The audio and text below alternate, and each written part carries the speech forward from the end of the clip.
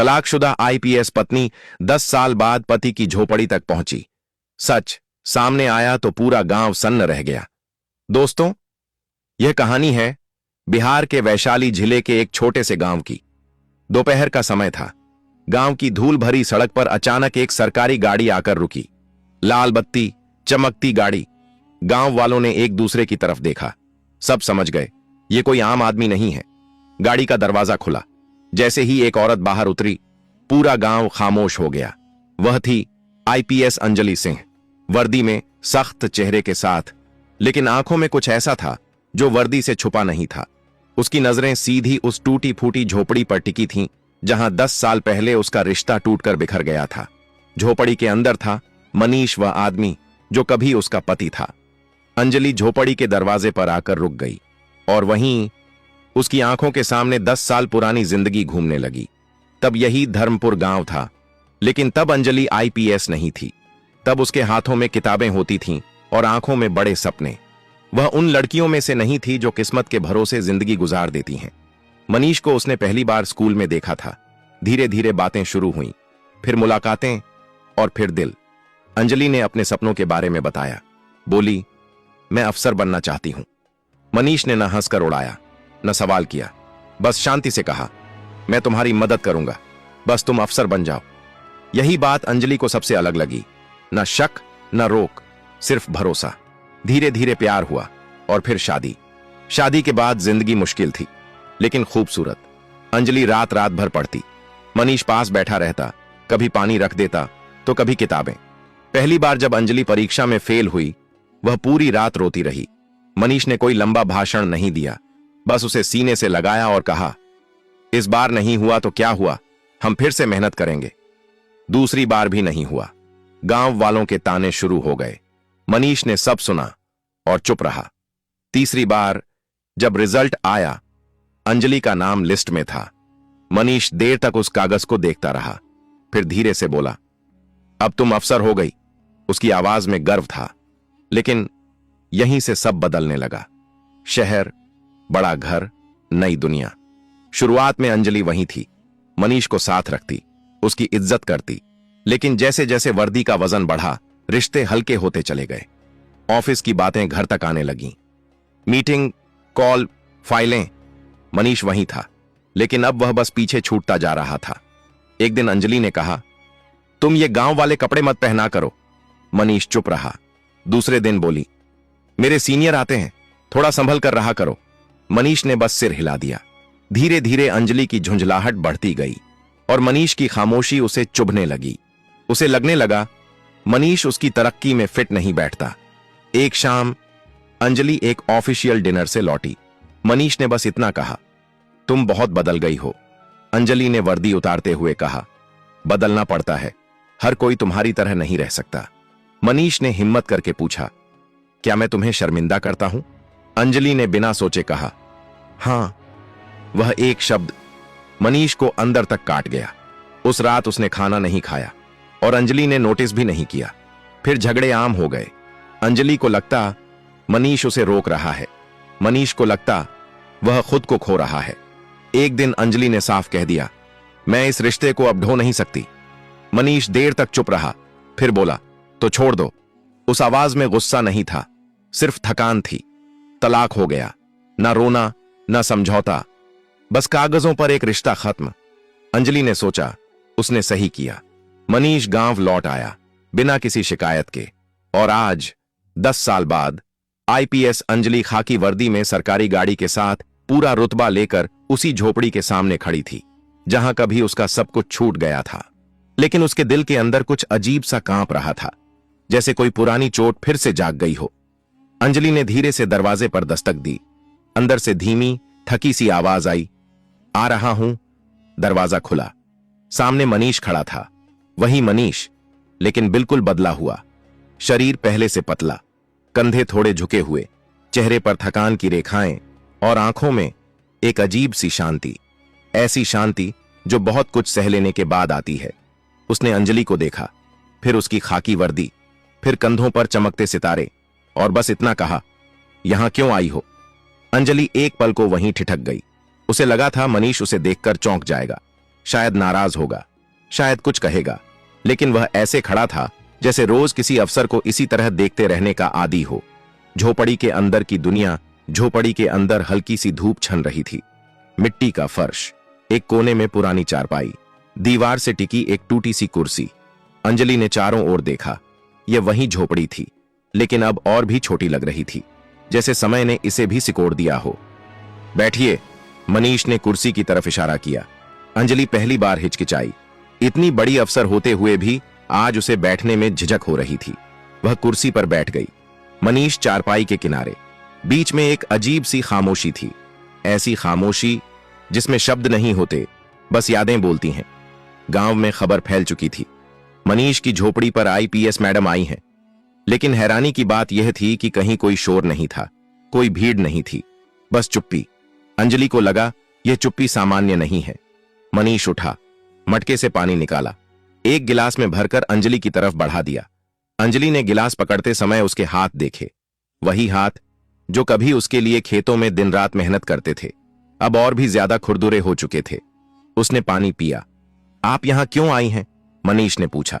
यह पहली बार था जब उसने तुम नहीं, आप कहां था। वह एक शब्द अंजलि के दिल में चुभ गया। मैं। वह रुक गई। आईपीएस अफसर के पास हर सवाल का जवाब होता है, लेकिन आज उसके पास अपने आने की वजह का जवाब नहीं था।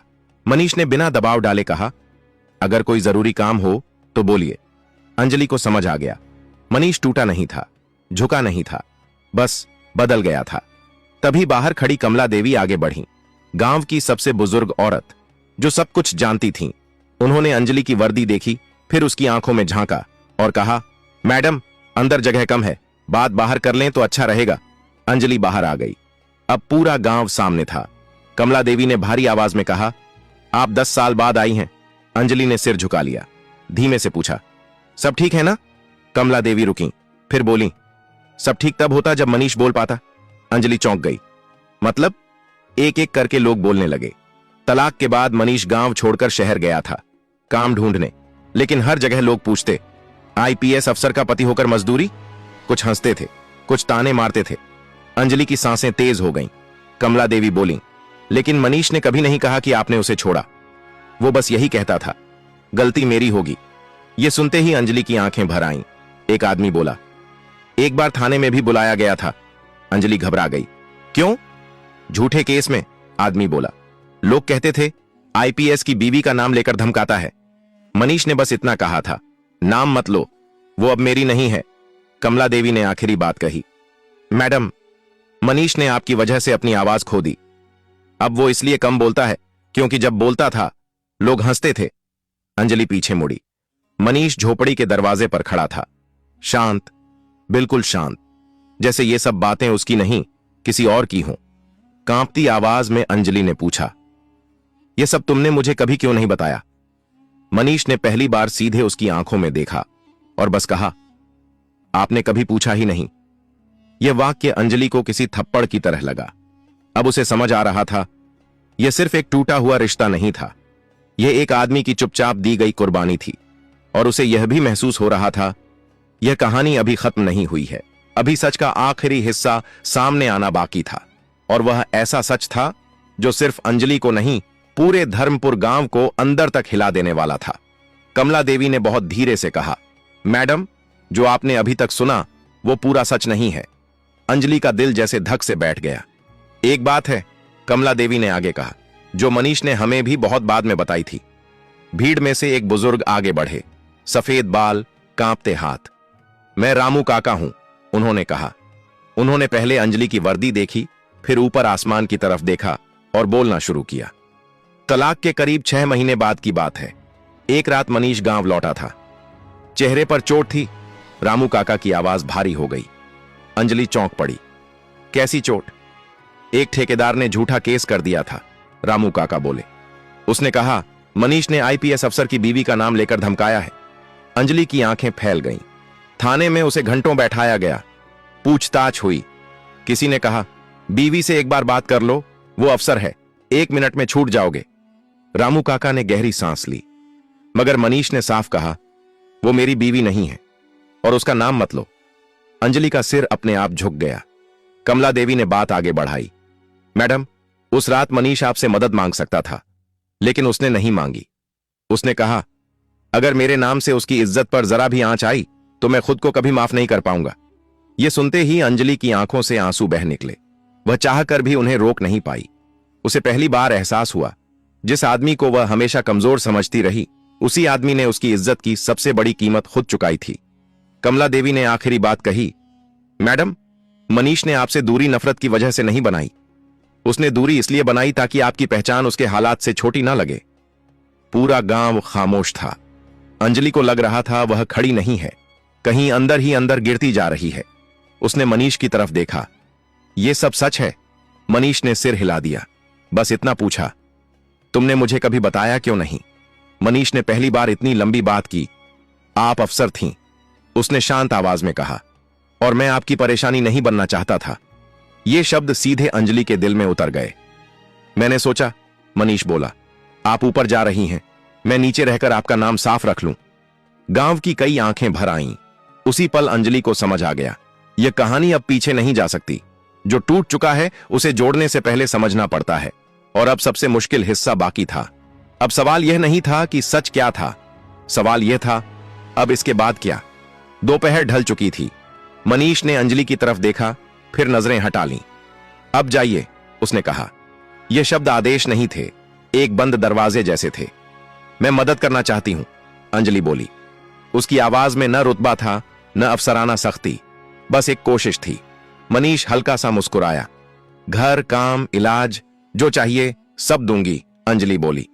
मनीष ने पहली बार हाथ उठाकर उसे रोका और जानबूझकर कहा, आप बहुत बड़ी अफसर हैं, आपके पास सब कुछ है, लेकिन जो आप देना चाहती हैं वो मेरे पास पहले से था। अंजलि को समझ नहीं आया। मनीष, मैं माफी मांगने आई हूं। उसकी आवाज टूट गई। मुझसे बहुत बड़ी गलती हो गई। मैं चाहती हूं कि तुम ठीक रहो। मनीष ने उसे देखा, सीधी लंबी नजर से। मैं ठीक हूं, उसने कहा। आपको बस यह समझने में देर हो गई। अंजलि ने जेब से एक सरकारी कागज निकाला। सरकारी लेटर हेड, ये देखो, उसने कहा। शहर में तुम्हारे लिए काम है। मनीष ने कागज की तरफ देखा तक नहीं। क्यों? अंजलि की आवाज टूट गई। मनीष बोला, मैं अब किसी का एहसान लेकर अपने आप से दोबारा इनकार नहीं करना चाहता। उसकी आवाज पहली बार थोड़ी भारी हुई। जब मैंने आपसे कुछ नहीं मांगा तब आप अफसर बनकर चली गईं। अब जब आप अफसर बनकर लौटी हैं तो मैं कैसे मांग लूं? गांव में कोई फुसफुसाहट नहीं थी।